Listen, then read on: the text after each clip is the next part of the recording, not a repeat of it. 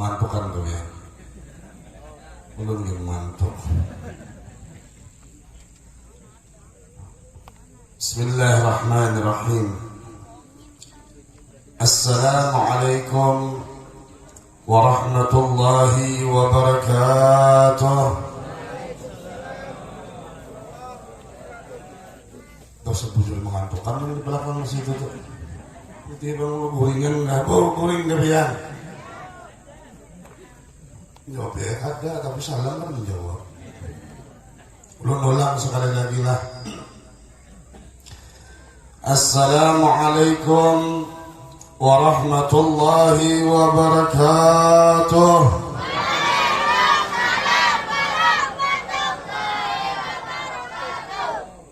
Ibu-ibu menapal lawan kakan-kakan menjulung wadai kayaknya nyaringin jawabnya.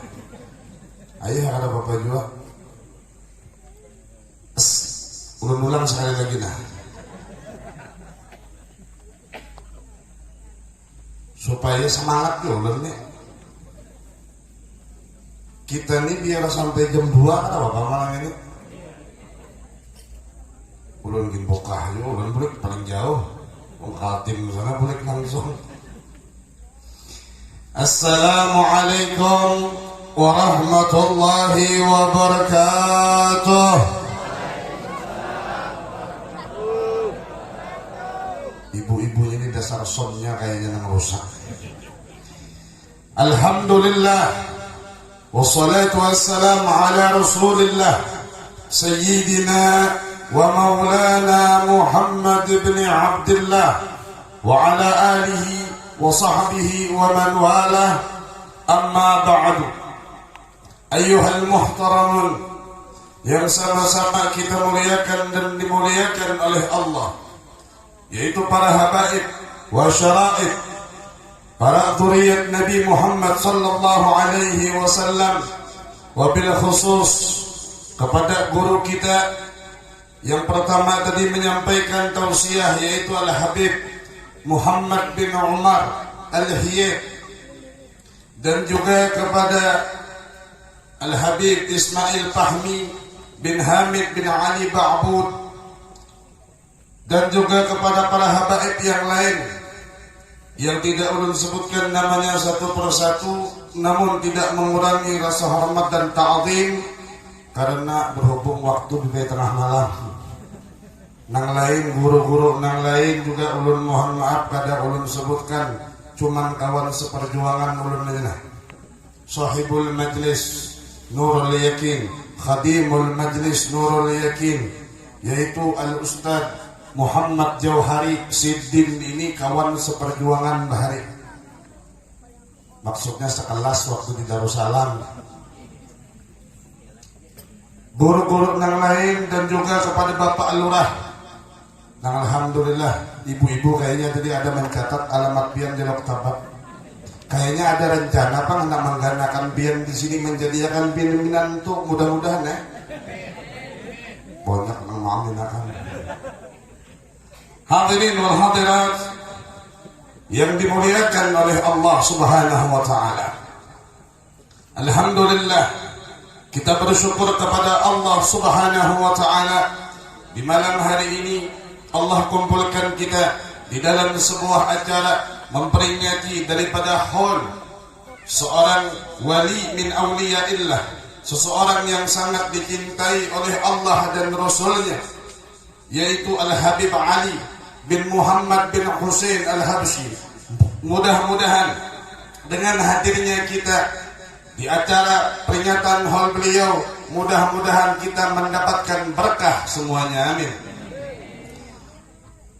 Salawat dan salam tidak lupa kita haturkan kepada junjungan kita baginda Rasulullah sallallahu alaihi wasallam, dan juga kepada para keluarga, para sahabat serta pengikutnya hingga akhir zaman. Hadirin wal hadirat yang dimuliakan oleh Allah, tadi kita mendengar bagaimana sedikit riwayat manakib daripada Al-Habib Ali bin Muhammad bin Husain Al-Habsyi yang disampaikan oleh guru kita, bagaimana didikan seorang orang tua terhadap anaknya. Didikan daripada Al-Habib Muhammad bin Hussein kepada Habib Ali dan terlebih lagi daripada istri beliau. Maka dari itu kita sebagai orang tua hendaklah mendidik anak dengan didikan nabawi. Karena anak tersebut adalah modal atau ibarat kata perbendaharaan kita nantinya tatkala di hadapan Allah Subhanahu wa taala. Jangan sampai di saat kita meninggal dunia nanti, tiap malam yang datang ke dalam kubur kita adalah dosa dari anak kita. Yang kita harapkan tentunya adalah yang datang ke dalam kubur kita adalah kiriman-kiriman doa-doa serta bisa menerangi akan kuburan kita. Maka dari itu Rasulullah sallallahu alaihi wasallam menyatakan dalam sabdanya, "Addibu auladakum ala thalatha khisal." Wa fi riwayat, "Allimu auladakum." Didiklah putra-putri kalian tentang 3 hal. Yang pertama yaitu adalah hubbullah, cinta kepada Allah. Bagaimana cara kita untuk bisa anak itu cinta kepada Allah? Tentunya dengan mengenalkan kepada mereka. Kenalkan bahwasanya Allah adalah Tuhan kita. Allah adalah yang menciptakan alam semesta serta semua makhluk hidup. Termasuk Allah Subhanahu wa taala yang menanggung semua rezeki setiap makhluk. Kenalkan kepada anak-anak kita. Jangan sampai anak-anak kita, banyak di antara, apalagi di zaman sekarang. Di zaman sekarang anak-anak lupa kepada Tuhannya karena memang didikan dari orang tuanya yang jauh daripada agama. Padahal kalau kita mau berkaca, dulu di zaman sahabat Nabi sallallahu alaihi wasallam,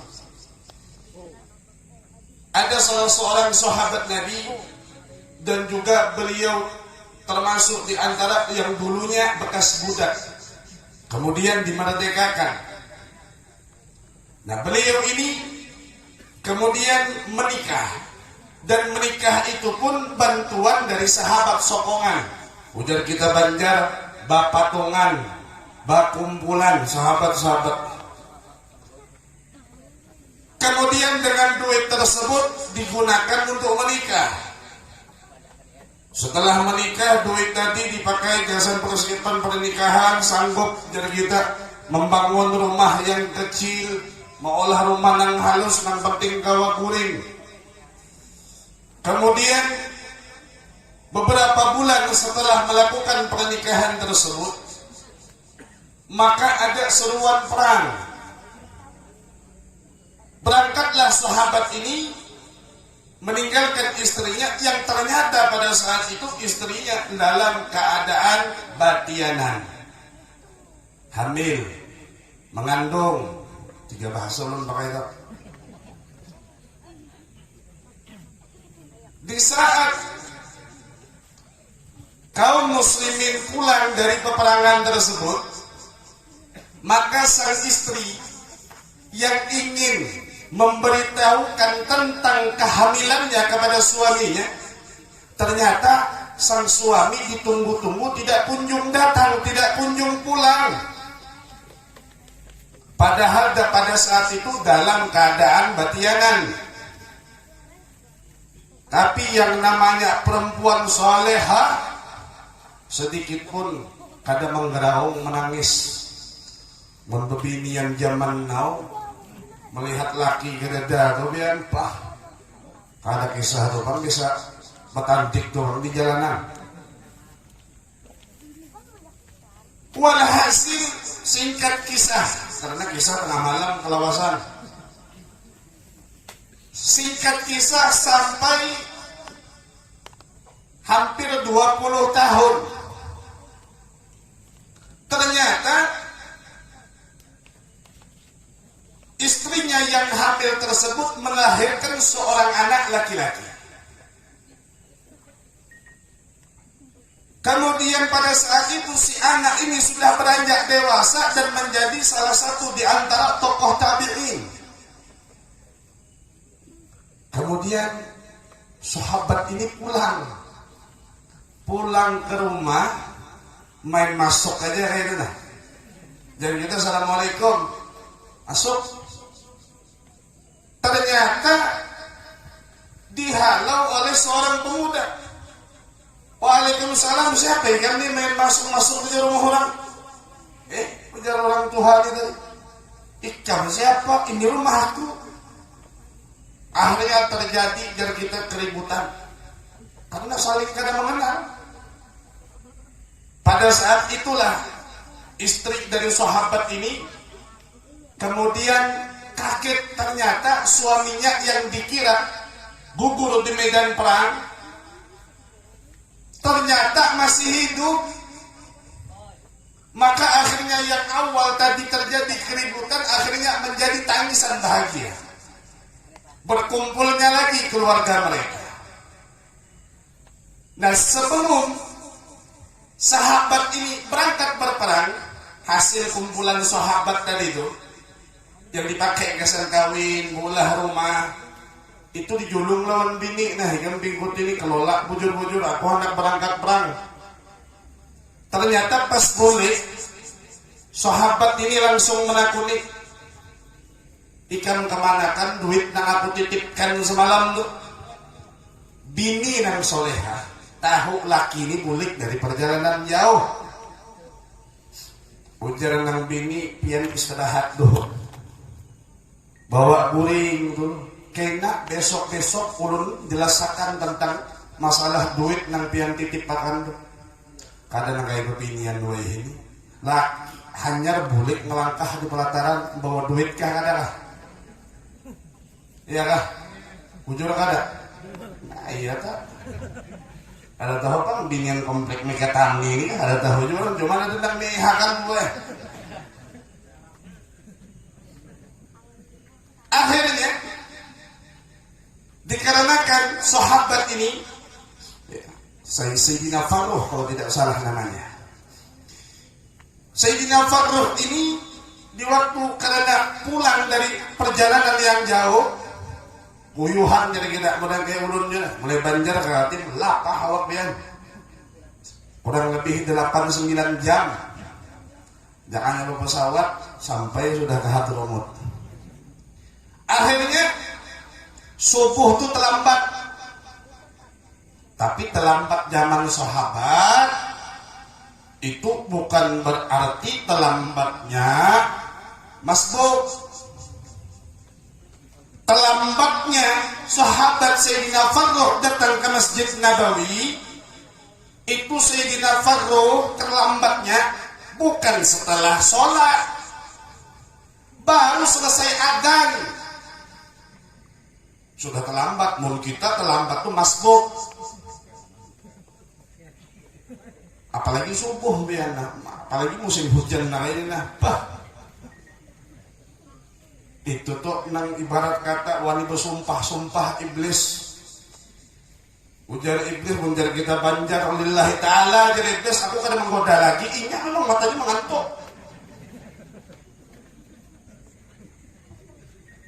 Itu kisah aja mau kekayaan. Akhirnya Sayyidina Farruh datang terlambat, duduk di sofa paling belakang. Selesai daripada sholat subuh, dia lihat berdiri seorang pemuda di atas mimbar kemudian berkhutbah. Padahal pada saat itu sahabat-sahabat yang tokoh masih ada, termasuk diantaranya Sayyidina Ali bin Abi Thalib masih ada. Tokoh tabi'in yang lain Sayyidina Hasan al-Basri ada pada saat itu. Sehingga Sayyidina Faruh nanya lawan nang dihiga, siapa itu? Anumnya jangan kulihat, waninya itu di muka, atau ada sahabat Nabi, ada Sayyidina Ali, pintunya ilmu, siapa itu? Ujaran nang dihiga, pendatang lagi sini. Itu adalah Rabi'ah. Jangan dikira binian karena Rabi'ah. Rabi'ah ini di zaman Nabi nama laki-laki. Sama wali kayak ini juga Talha, nama lelakian. Wah ini jadi bebinian Talha.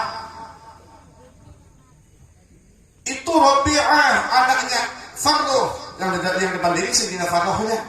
Nah Sayyidina Faruh anak aku kan itu. Nah kada suah tahu tulak berperang bini batianan lahir mengganalakan karena tahu kisah. Akhirnya bulik Sayyidina Faruh menangis. Bertamu lawan enam bini paham. Kemungkinan sudah melihat bahwasanya anaknya sedang bertausiah atau berkhutbah di atas mimbar. Ujar sang istri, wahai suamiku, masihkah pian hendak menakun-nakan duit nang semalam? Ujar nang laki, sambil menangis, Kim kisahkan, duit itu ulun pakai gasan guru-guru yang telah mengajari anak kita sehingga pian melihat seorang di masjid nang kaya apa inya sedang berkhutbah. Jadi ujaran Nabi ini setiap kali ulun bawa anak kita kepada seorang guru, salah seorang di antara sahabat, kemudian dididik oleh sahabat, saya dari pendidikan tersebut, maka duit nang pian titipakan sebagian ulun serahkan lawan guru nang mendidik anak-anak kita. Kemudian bawa pulang dengan sahabat yang lain, dididik selesai, ulun beri pulang sebagian dari duit nang pian titip sampai semuanya habis tidak tersisa, dan itulah hasil daripada apa yang telah ulun keluar duit daripada titipan yang pian titipkan. Apa ujar Sayyidina Faruh? Demi Allah, jangankan duit yang habis sekian dirham, kepala tuh jadi jaminannya akan kuserahkan asal aku bisa melihat anakku nagaya itu. Nah, itu orang tua yang hebatnya. Bayangkan kada diisi laki tapi kawak menjadikan anak nagaya itu. Nah makanya Nabi mengajarkan didiklah putra putri kalian. Anak-anak kita dididik. Kenapa? Di saat kita mendidik anak kita dengan didikan yang agama, didikan agama kepada anak kita di waktu kecil, maka kita akan mendapatkan kebahagiaan dikala anak tersebut beranjak dewasa.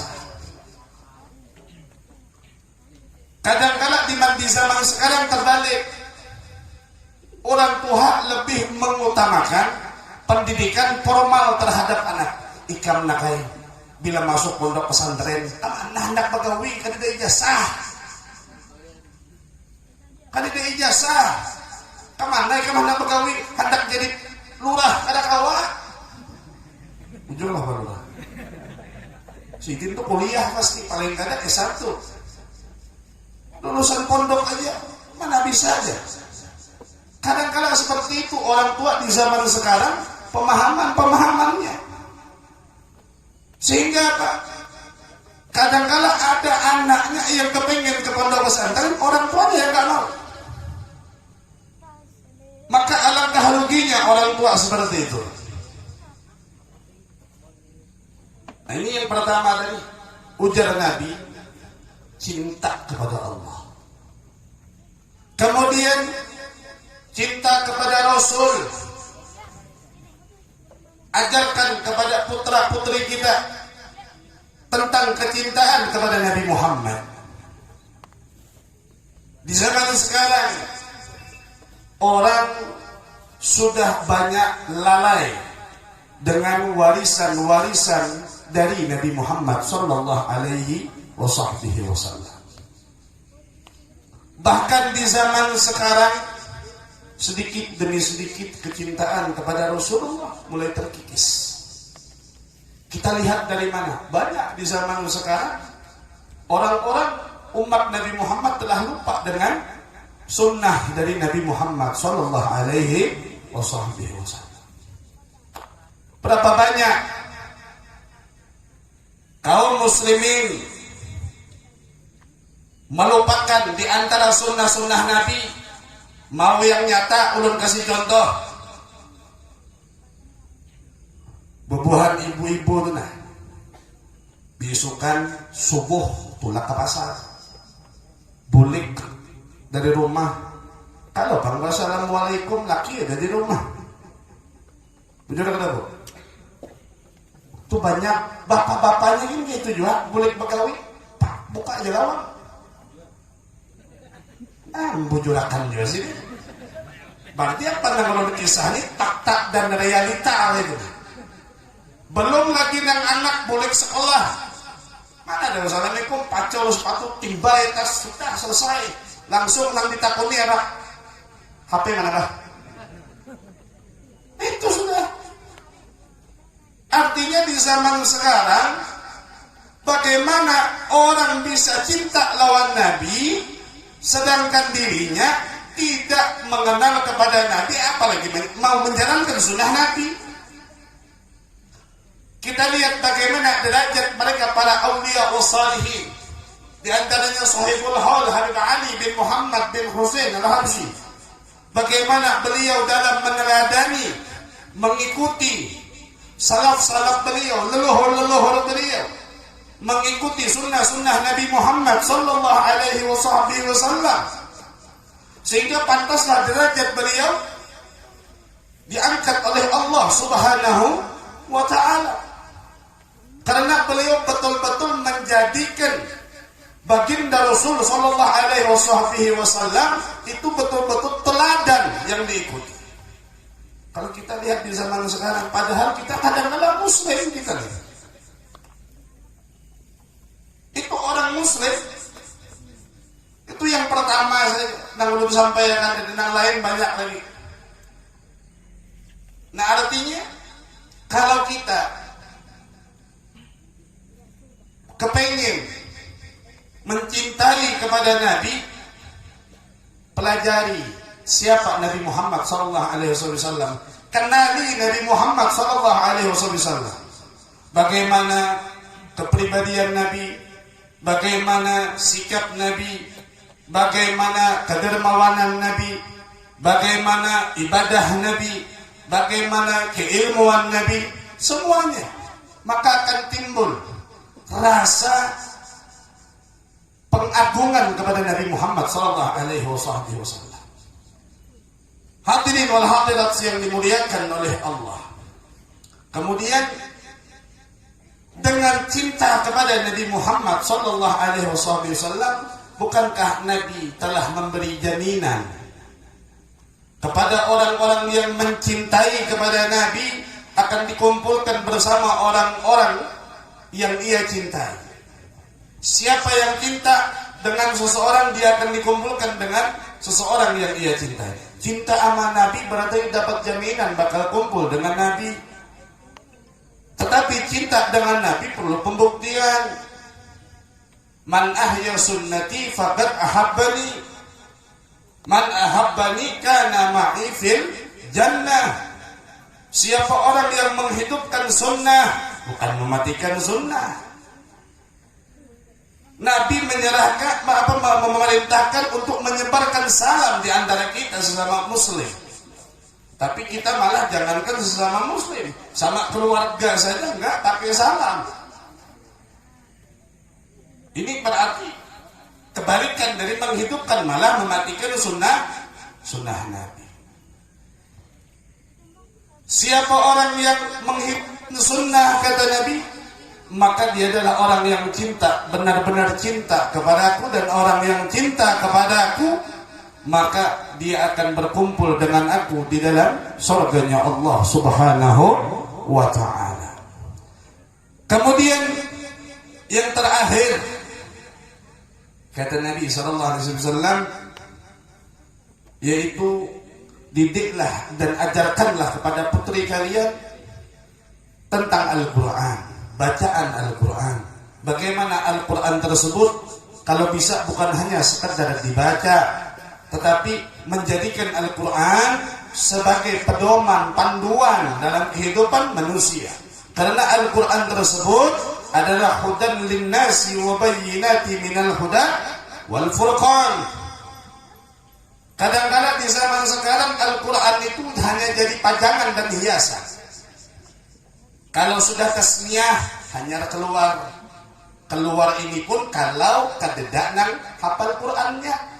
Tapi kalau ada yang hafal Qurannya kan bakal keluar.